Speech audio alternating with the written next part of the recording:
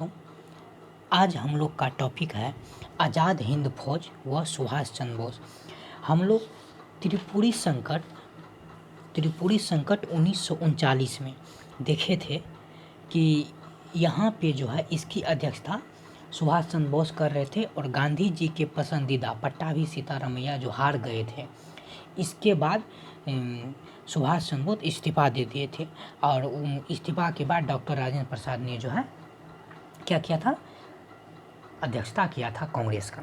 ठीक, ये काम 1939 में हुआ था और हम बताए थे इससे उसके बाद सुभाष चंद्र बोस जो है इससे अलग होकर के फॉरवर्ड ब्लॉक की स्थापना की थी। अब फॉरवर्ड ब्लॉक की स्थापना करने के बाद उसके बाद वो क्या किए, उसके बाद जो 2-3 क्लास हुआ उसके बाद सुभाष चंद्र बोस का चर्चा नहीं आया, बीच से अचानक गायब हो गए थे। अब हम देखते हैं कहाँ कहाँ क्या क्या किए। आज़ाद हिंद फौज का वहाँ फॉरवर्ड ब्लॉक का स्थापना किया था, आज़ाद हिंद फौज भी उसी के अंतर्गत आ जाता है। अब जो है देखते हैं, यह टॉपिक है आज़ाद हिंद फौज व सुभाष चंद्र बोस। ठीक, सुभाष चंद्र बोस अचानक गायब हो गए थे। वे कोलकाता से पेशावर होते हुए रूस पहुँचे, फिर जर्मनी पहुँच गए। पेशावर होते हुए रूस पहुँचे, फिर जर्मनी पहुँच गए। जर्मनी पहुँच के क्या किए? जर्मनी पहुँचकर उन्होंने भारत की स्वतंत्रता के लिए हिटलर से मदद मांगी। किससे मदद मांगी? हिटलर से। जर्मनी पहुंच गया और हिटलर से मदद मांगी और फ्री इंडिया सेंटर की स्थापना की। ये बहुत महत्वपूर्ण है कि फ्री इंडिया सेंटर की स्थापना किसने की? तो फ्री इंडिया सेंटर की स्थापना सुभाष चंद्र बोस ने किया। तो कहाँ किया? तो जर्मनी में किया। ठीक, इसके बाद कह रहा है आज़ाद हिंद फौज के विचार सबसे पहले किसके मन में आया? ये बहुत बार एग्जाम में पूछा गया है कि आज़ाद हिंद फौज का विचार सबसे पहले किसके मन में आया? तो मोहन सिंह के मन में आया था। किसका? आज़ाद हिंद फौज का विचार। आज़ाद हिंद फौज का विचार जो है सबसे पहले मोहन सिंह के मन में आया था। ठीक है, इसके बाद है सुभाष चंद्र बोस सिंगापुर पहुँचे। जर्मनी से कहाँ पहुँचे? सिंगापुर पहुँचे और वहाँ पे आज़ाद हिंद फौज का सर्वोच्च सेनापति घोषित किया गया। आज़ाद हिंद फौज एक सेना था, मतलब सेना का टुकड़ी का नाम था आज़ाद हिंद फौज, और उसका सर्वोच्च सेनापति घोषित किया गया। किसको घोषित किया गया? सुभाष चंद्र बोस को। और आज़ाद हिंद फौज का मतलब किसकी दिमाग की उपज थी? तो सोहन सिंह की। सोहन सिंह था मोहन सिंह की दिमाग की उपज थी आज़ाद हिंद फौज। सबसे पहले विचार आया था।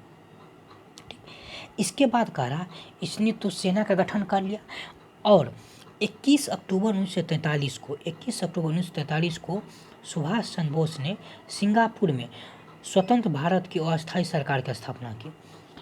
कहा भारत स्वतंत्र हो गया और हम तत्काल भारत को चलाने के लिए अस्थायी सरकार का घोषणा कर रहे हैं। और वो अस्थायी सरकार का घोषणा भी कर दिया। कहाँ से किया? सिंगापुर से। ये महत्वपूर्ण है कि पूछा जाता है एग्जाम में कि सुभाष चंद्र बोस ने अस्थायी सरकार की घोषणा कहाँ से की? तो सुभाष चंद्र बोस ने अस्थायी सरकार की घोषणा सिंगापुर से की। ठीक है, और सिंगापुर में ही उसे आज़ाद हिंद फौज का सर्वोच्च सेनापति घोषित किया गया था। ठीक है, ये डेट 21 अक्टूबर 1943 नहीं भी याद रखेंगे तो कोई बात नहीं है। ठीक, इसके बाद अस्थायी सरकार की घोषणा कर दी तो इसको मान्यता भी दे दिया। जैसे जर्मनी, जापान तथा उनके समर्थक देश ने इस सरकार को मान्यता भी दे दिया। सबसे महत्वपूर्ण बात है आज की भागदौड़ भरी जिंदगी में, भागदौड़ भरी दुनिया में आपको मान्यता दे रहा है कि लोग कि नहीं? अभी भी कोई देश किसी पे कब्जा कर लेता है तो कौन देश मान्यता दे रहा है? जैसे अभी आप लोग अगर करंट अफेयर से अवगत होंगे तो पता होगा रूस जो है इसका यूक्रेन के कुछ क्षेत्र पर कब्जा कर लिया है, तो उसको मान्यता दे रहा है कि नहीं? वहाँ डोनेट्स्क और लुहांस्क अलग अलग स्वतंत्र स्टेट घोषित हो गया है, तो वो यूक्रेन मान्यता नहीं दे रहा है, जबकि यूक्रेन का है, लेकिन रूस मान्यता दे दिया है कि हाँ बन गया। तो ऐसे ही सब देश मान्यता दे देता है धीरे धीरे। यहाँ जर्मनी, जापान ने जो है सुभाष चंद्र बोस द्वारा घोषित भारत के अस्थायी सरकार को जो है मान्यता दे दिया। इसके बाद सुभाष चंद्र बोस ने रानी झांसी रेजिमेंट नाम की महिला रेजिमेंट बनाई। पूछा जाता है सुभाष चंद्र बोस ने महिला रेजिमेंट किस नाम से बनाई? तो सुभाष चंद्र बोस ने महिला रेजिमेंट रानी झांसी के नाम से बनाई। किसके नाम से बनाई? रानी झांसी के नाम से बनाई। ठीक है, इसके बाद है आज़ाद हिंद फौज। आज़ाद हिंद फौज के 3 अन्य ब्रिगेड, वो तो महिला रेजिमेंट का नाम था रानी झांसी, लेकिन 3 फौज का नाम 3 अन्य ब्रिगेड के नाम पे रखा गया। वो क्या-क्या नाम था ब्रिगेड का? वो ब्रिगेड का नाम था सुभाष ब्रिगेड, नेहरू ब्रिगेड तथा गांधी ब्रिगेड। ये पूछा जाता है आज़ाद हिंद फौज आज़ाद हिंद फौज के द्वारा जो है 3 ब्रिगेड का गठन किया गया। तो कौन क्या-क्या नाम था तीनों ब्रिगेड का? तो सुभाष ब्रिगेड, नेहरू ब्रिगेड और गांधी ब्रिगेड। ठीक है। और महिला रेजिमेंट का क्या नाम था? रानी झांसी रेजिमेंट। ठीक है। इसके बाद का सुभाष चंद्र बोस बहुत फेमस डायलॉग है, नारा है, डायलॉग नहीं बोलेंगे, नारा बोलेंगे। दिल्ली चलो, दिल्ली चलो का नारा किसने दिया था? सुभाष चंद्र बोस ने दिया था। और तुम मुझे खून दो मैं तुम्हें आज़ादी दूंगा, तुम मुझे खून दो मैं तुम्हें आज़ादी दूंगा। ये भी नारा सुभाष चंद्र बोस का, ये बहुत फेमस डायलॉग है, फेमस नारा है, ये बहुत बार एग्जाम में पूछा गया है। ठीक है। और ये अस्थायी सरकार की घोषणा की, एक तरह से युद्ध ही था। इस सेना का गठन किया था, काहे के लिए किया? सेना का गठन युद्ध करने के लिए ही किया गया। इसके बाद देखिए क्या हुआ। सुभाष चंद्र बोस ने रेडियो पे बोलते हुए गांधी जी को संबोधित किया, रेडियो पे बोलते हुए गांधी जी को संबोधित किया, इससे आशीर्वाद मांगा। क्या आशीर्वाद मांगा? देखिए, भारत की स्वाधीनता का आखिरी युद्ध शुरू हो चुका है, भारत की स्वाधीनता का आखिरी युद्ध शुरू हो चुका है। को कह रहा है? तो राष्ट्रपिता को कह रहा है, महात्मा गांधी को कह रहा है। भारत की मुक्ति के इस पवित्र युद्ध में हम आपका आशीर्वाद और शुभकामना चाहते हैं। भारत के इस मुक्ति के पवित्र युद्ध में हम आपका आशीर्वाद और शुभकामना चाहते हैं। ये रेडियो पर बोलते हुए क्यों बोले थे? क्योंकि सिंगापुर में थे और वैसे भी त्रिपुरी संकट में इससे मनमुटाव हो गया था, आप लोग को याद होगा। ठीक। अब नेक्स्ट है जापान की सेना द्वारा सुभाष चंद्र बोस को, आपको पता होगा अभी अंडमान निकोबार हम लोग का भारत का है, लेकिन भारत का नहीं था। जापान की सेना ने जो है अंडमान निकोबार और द्वीप समूह को सुभाष चंद्र बोस को दे दिया था। अंडमान निकोबार द्वीप समूह किसको दे दिया था? सुभाष चंद्र बोस की सरकार को दे दिया था। ठीक है। अब अंडमान निकोबार का नाम चेंज करके इन्होंने अंडमान का नाम चेंज करके, ये हम छोटा कर देते हैं, अंडमान का यहाँ है, अंडमान का नाम चेंज करके शहीद द्वीप, अंडमान का नाम चेंज करके शहीद द्वीप और निकोबार का नाम चेंज करके स्वराज द्वीप रखा गया। पूछा जाता है अंडमान का नाम चेंज करके क्या रखा गया? शहीद द्वीप। और निकोबार का नाम चेंज करके क्या रखा गया? स्वराज द्वीप। ठीक है, यहाँ तक समझ में आ गया।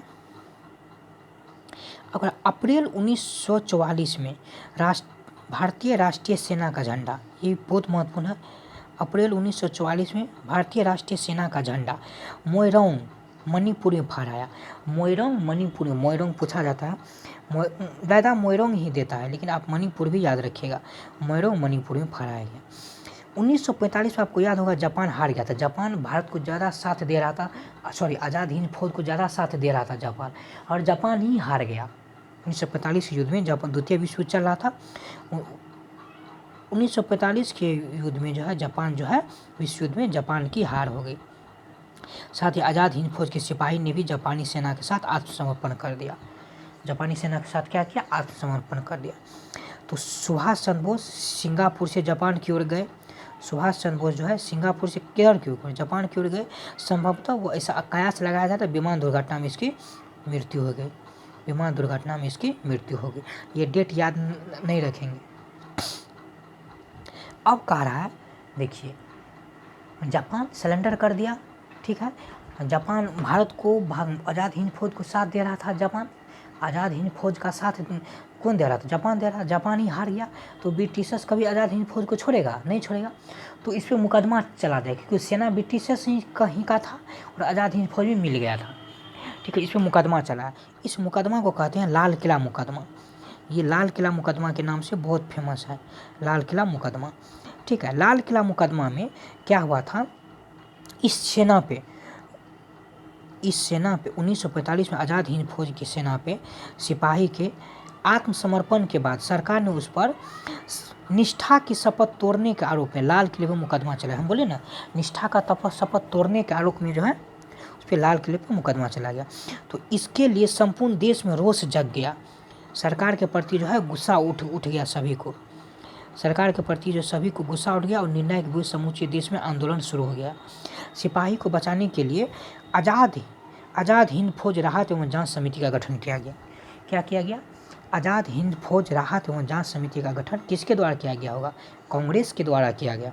ठीक है, कांग्रेस के द्वारा किया। और ये कभी कभी पूछ लेता है, कभी कभी नहीं पूछा ही जाता है, बचाव पक्ष के वकील कौन कौन थे? तो बचाव पक्ष के वकील भुल्ला भाई देसाई, तेज बहादुर सप्री, काटजू, जवाहरलाल नेहरू आंदोलन में बहस की थी, लेकिन मेन भुल्ला भाई देसाई याद रखेंगे। ठीक है, मेन भुल्ला भाई देसाई हम लोग याद रखेंगे बचाव पक्ष को। तो ये था आज का क्लास। उम्मीद करते हैं कि आप लोग को अच्छा लगा होगा। इसमें ज़्यादा कुछ था नहीं, यही था कि आज़ाद हिंद फौज का गठन सुभाष चंद्र बोस द्वारा किया गया था। इसका पहला विचार मोहन सिंह के मन में आया था और आज़ाद हिंद फौज का गठन जो है सिंगापुर में किया गया। जापान की सेना द्वारा सुभाष चंद्र बोस को अंडमान निकोबार दिया गया। अंडमान का नाम शहीद द्वीप रखा गया और निकोबार का नाम स्वराज द्वीप रखा गया। मणिपुर में जिसका नाम क्या था? माइरोंग था शायद, हाँ मोइरांग में भारतीय राष्ट्रीय सेना का झंडा फहराया गया। ठीक है, और महिला रेजिमेंट का नाम क्या था? रानी झांसी रेजिमेंट। और 3 ब्रिगेडियर का गठन किया गया था, Subhash brigadier, Nehru brigadier, Gandhi brigadier. ठीक है, और 1945 में जापान के हार के बाद सेना ने, आज़ाद हिंद फौज की सेना ने जापान की सेना के साथ ही आत्मसमर्पण कर दिया, जिसपे अंग्रेज ने जो है सेना के शपथ का तोड़ने के एवज में लाल किले पर मुकदमा चलाया गया। और इसके बचाव पक्ष के वकील जो है थे कौन थे? भुल्ला भाई देसाई थे। बस इसके यही 4-5 क्वेश्चन बनता है। तो उम्मीद करते हैं कि आप लोग को अच्छा लगा होगा। फिर हम लोग किसी नेक्स्ट क्लास में नेक्स्ट वीडियो के साथ मिलेंगे। तब तक के लिए बाय बाय।